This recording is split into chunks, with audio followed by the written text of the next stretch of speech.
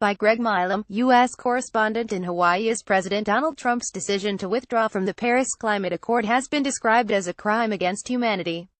Leading Hawaii climate scientist Chip Fletcher criticized Mr. Trump's stance on combating global warming and said it was putting large parts of the Central Pacific state at risk, including the iconic Waikiki Beach.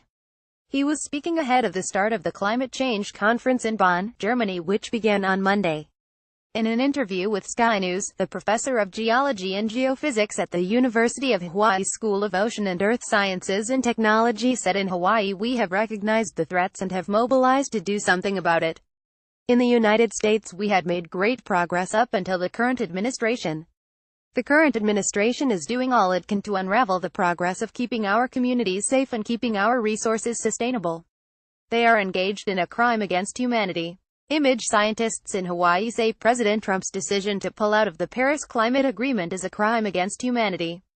Around a quarter of Hawaii's economy depends on tourism, and the prospect of losing legendary beaches is deeply concerning to islanders, with the impact of rising sea levels and increased storm activity monitored by members of the public through an initiative called the King Tides Project.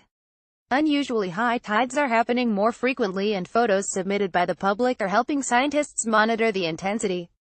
They say this citizen science is vital. State Representative Chris Lee said it really brings home the question about where we're going to be not 10 years from now or 20 years from now, but 30 or 40 years from now. Because we're not talking about inches of sea level rise at that point, we're talking about feet and in some cases the loss of entire communities. That's something we have to address today. Image the iconic beaches of the normally tranquil Hawaii are said to be at risk. State Governor David Ige has defied the president by adopting much of the Paris Agreement into law, but huge slices of Hawaii's beaches have already been eroded, including Waikiki. At Kailua, where former president and Hawaii native Barack Obama spent numerous Christmas holidays, emergency repairs have taken place to rebuild the beach wiped away. A lifeguard station has been moved 50 feet inland after its original spot ended up underwater.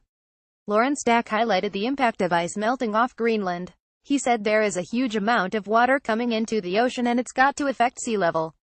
You can see there are houses right on the beach. If the sea level goes up a couple of feet, that's going to impact hugely everyone on the coast.